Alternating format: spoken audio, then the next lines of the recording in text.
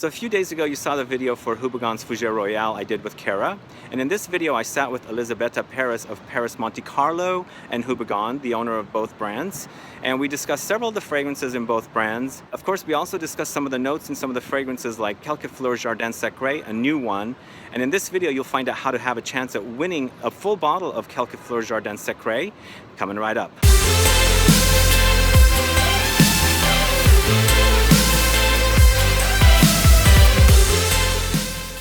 So Elizabetta, thank you so much for coming to do this video with me. Thank you so much for having me. You're welcome. Tell me a little bit about Houbigant. It's a brand that I love. It's the Fougère Royale is one of my favorites, and I also like. I have a bottle of Fougère Royale, the orange blossom fragrance. So tell me a little bit about the brand and how are you involved in the brand itself? So Houbigant actually exists since 1775, so it's been around for a few years, we can say, and it was one of the first perfume houses ever existing. We have been perfumers to most of the royal families, from Marie Antoinette up to Lady Di. So any royal you name it, we have perfumed him. And one of my favorite stories about the Houbigant past is that it is said that Marie Antoinette went to the guillotine with a few vials of Houbigant to give her strength. Oh wow, that's a great story. Yes. So I'm a fan of Houbigant's Fougère Royale, like I said. Tell me a little bit about that fragrance. So Fougère Royale is actually a very special fragrance for a lot of reasons. The first reason is that, well, first of all you have to know it was created in 1882, and it was the first fragrance to be created after an idea. So at the time the perfumer wanted to reproduce the smell of the fern, and when did that happen? The people would just go collect the raw material and try to extract perfume from it. But Paul Parquet, the perfumer at the time, realized that you could not extract perfume from the fern. Hence he created the Fougère Royale, and he used to say that if God gave the fern a smell, it would have been the one of Fougère Royale. Interesting, great story.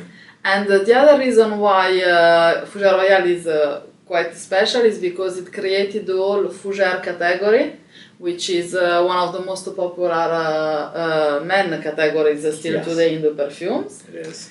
And because of the coumarin. So he was the first one to be able to isolate a natural smell out of an ingredient. So he created the coumarin out of the tonka beans. Tonka beans, wow. Let's smell. Ooh. Very lovely, it's almondy. Yes, absolutely. It has a little bit the smell of a bitter almond. Is it a little bit also vanillic, maybe a little bit? Yes, absolutely. So coumarin is actually tonka beans, and what do they do to the tonka beans to create coumarin? So they isolate actually the natural, the smelling molecule actually of the tonka beans. So nowadays you can also have a tonka bean absolute, but the coumarin is the isolation of the most perfumed part of the raw material. Interesting. What are the other popular fragrances besides Fougère Royale and Orangère en Fleur? I think it's Quelques Fleurs. Yes, definitely. Quelques Fleurs, that was created in 1912, is the other big landmark of Houbigant, and it was the first multifloral bouquet, which started the floral category. So we have started another category in perfumes. Excellent. And we are very proud of it. Yeah. And again, it was a groundbreaking perfume that established modern perfumery, because it was the first one to mix several flowers and have them come all together in the composition. Lovely. So we're going to talk about Quelques Fleurs Jardin Secret, but let's talk a little bit about Perris Monte Carlo, because this is another brand you also own as well. Absolutely. And yeah, go ahead. I'm sorry. So Perris Monte Carlo, we decided to create it in 2012, my brother and I, so Gianluca, and we decided to create Perris Monte Carlo because we wanted to experience in a different way with raw materials. So because we have Houbigant, that is this jewel of the French perfumery, and in Houbigant the construction of the fragrance is very, very important. So it's never like a single raw material, but more of a mix of different raw materials that are entangled together in a way that create the composition. And with Perris Monte Carlo, we took a completely different direction, and we tried to work with the sourcing of outstanding raw materials and put them at the center of the composition, and stay as true as to the smell of the raw material as possible. Interesting. So I recently smelled the Santal Du Pacifique, which was really awesome. One of the better sandalwoods I've smelled. But I also just smelled the Ambre Gris, which I really liked. So it smelled like amber, not Ambre Gris. So is it amber plus Ambre Gris in Ambre Gris? So in Ambre Gris, we do not use the natural Ambre Gris because, as you know, the Ambre Gris supply is very difficult to get, and the ingredient is at a price that it would not be possible to put into a composition today.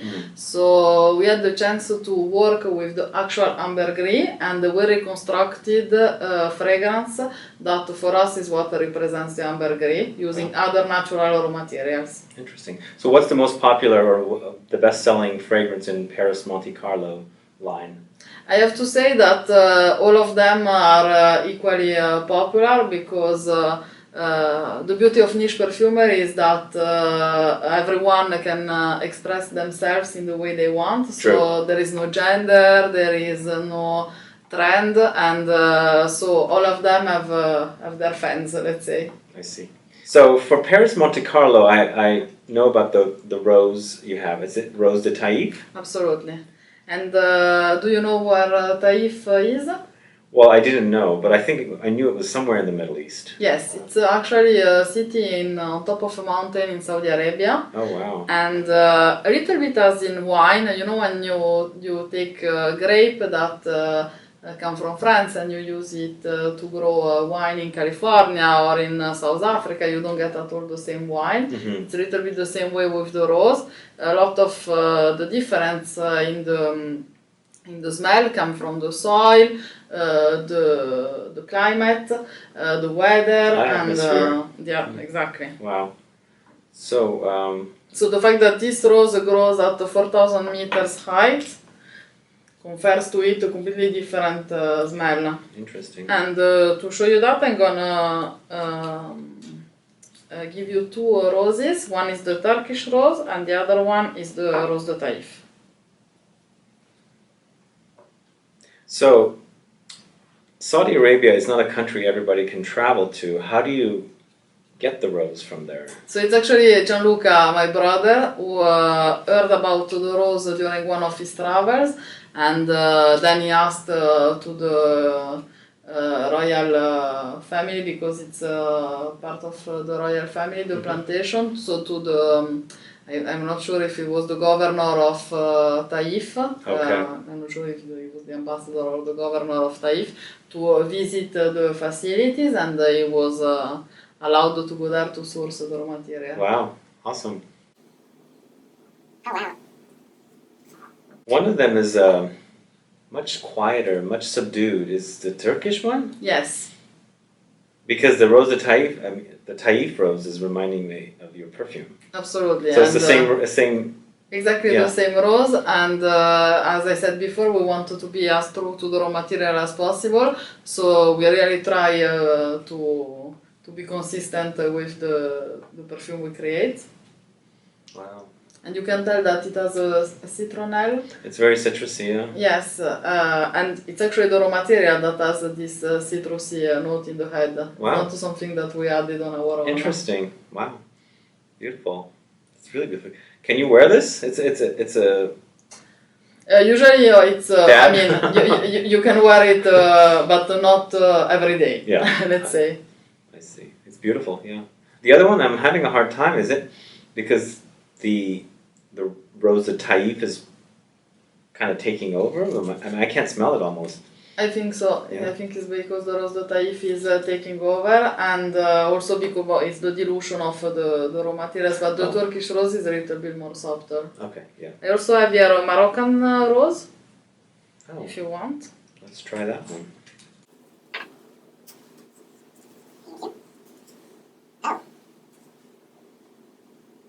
Wow.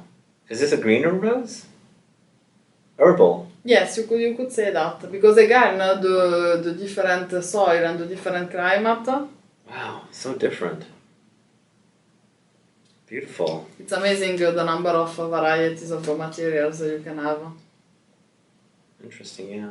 Beautiful. So let's go back to Houbigant and talk about Quelques Fleurs Jardin Secret. Tell me a little bit about the process and the creation of this retelling of the original, right? Yes, absolutely. Yeah. So our idea behind the Jardin Secret, and when I say our idea, it would be the idea of Luca Maffei and I, which we have created together, is that we wanted to create a perfume that would appeal to the woman of today in the same way that Quelques Fleurs appealed to the woman of 1912. Wow. So we like to say that it's a little bit the daughter of the Quelques Fleurs, the Quelques Fleurs Jardin Secret. Yeah. And we wanted to make it outstanding and groundbreaking in the same way that the Quelques Fleurs has been in 1912. So we have tried to work with ingredients that are both modern and of course natural when it was possible, but we've also integrated a few synthetic ingredients that really represent the perfumery of today. Can we smell some of those notes? Absolutely. Since you brought them with you? Excellent. That would be my pleasure. Yeah, thank you. So the idea behind the Jardin Secret is to take you to this Mediterranean garden that is not really a garden that exists, it's more of a garden of your imagination, where you can feel the sun in the morning during a beautiful spring day, and this we try to express with some bergamot and some yellow mandarin. Oh wow. Love those two notes. That adds the freshness, right? Absolutely. Yeah.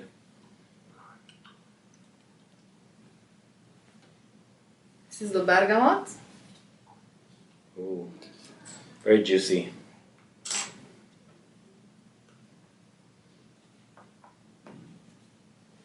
And the yellow mandarin. Not as strong, it's a little quieter, doesn't jump out. They both come from Sicily, and as you know, with the citrusy notes, it's the variety, but it's also the time of when they were picked that make a lot of difference in the note. So there are endless varieties in the citrusy notes. Interesting, yeah. So yellow mandarin, you said? What makes it yellow? Is the color yellow? Or? Yes. Oh. So normally it's orange. Yes, it also depends on when it has been picked. Oh, okay. All right. Beautiful. So these are the top notes. Yes.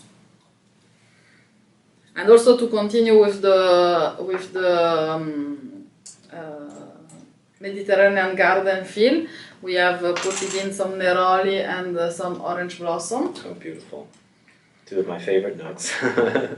We use both because even if they're both from the orange tree, the association of orange blossom and neroli actually brings something very different to the composition.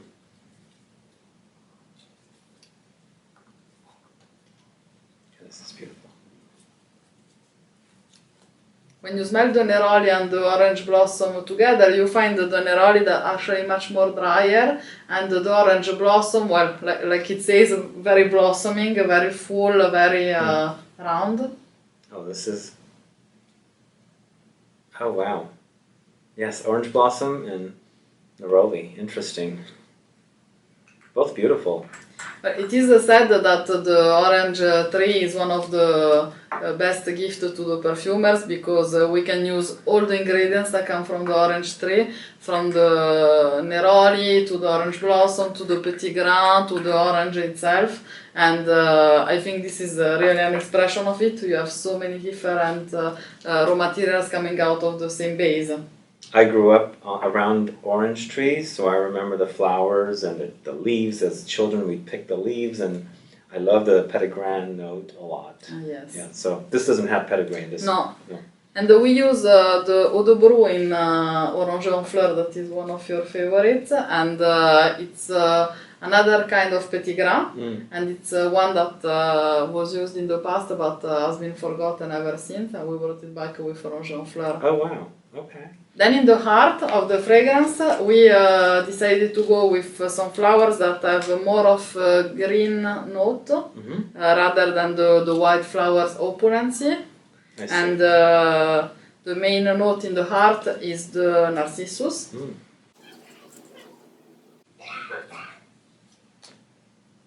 Which for me is a beautiful raw material and nearly a fragrance to itself. Doesn't smell like a white flower.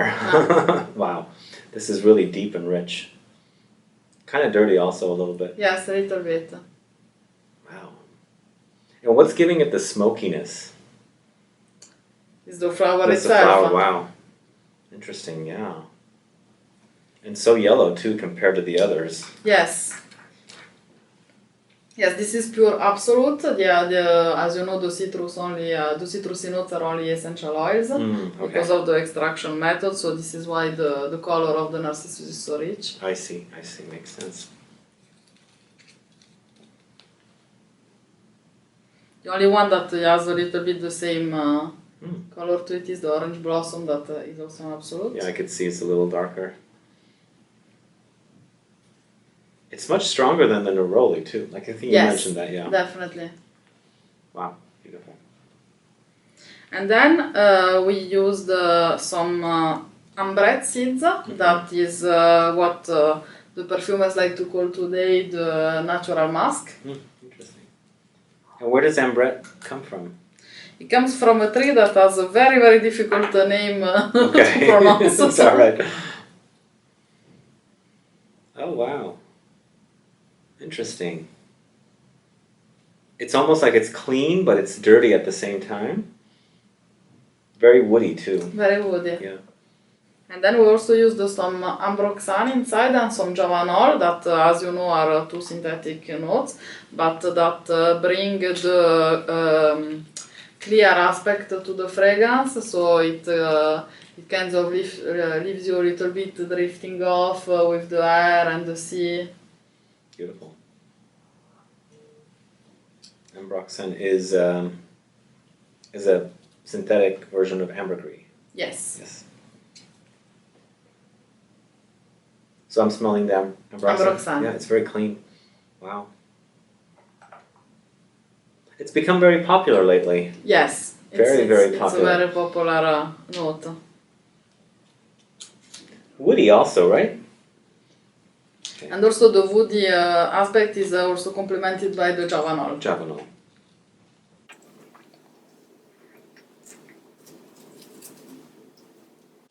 Oh, I can smell this one, yeah. Sandalwood. It's supposed to be like a... Yes. Yeah, beautiful.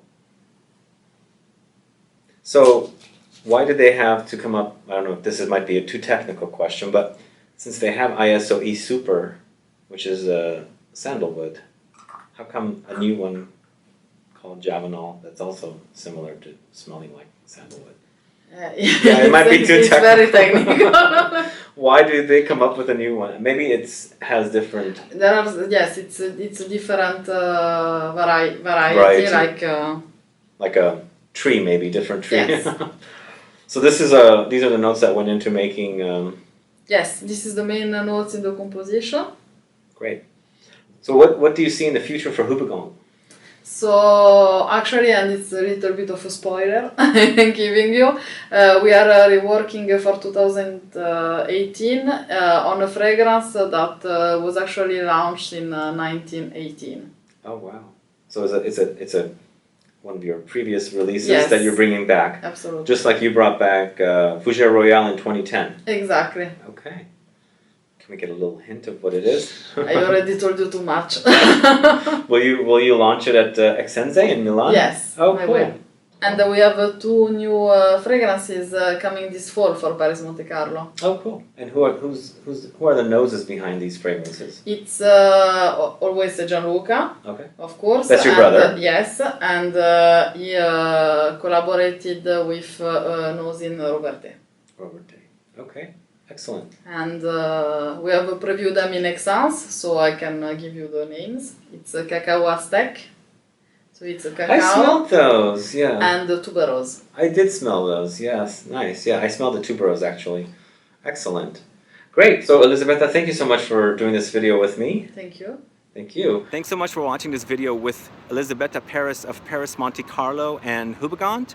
If you want to participate in the giveaway for the full bottle of Quelques Fleurs Jardin Secret, all you have to do is make sure you're subscribed here to this channel and put down a comment as to why you want to win a bottle of Quelques Fleurs Jardin Secret. Also, please let me know what your favorite fragrances are from this line currently, or what you want to check out if you do not know these two brands. Thanks so much for watching this video. Please like this video, please share it, follow me on Facebook, Twitter, and Instagram, and I'll be back with more videos very soon.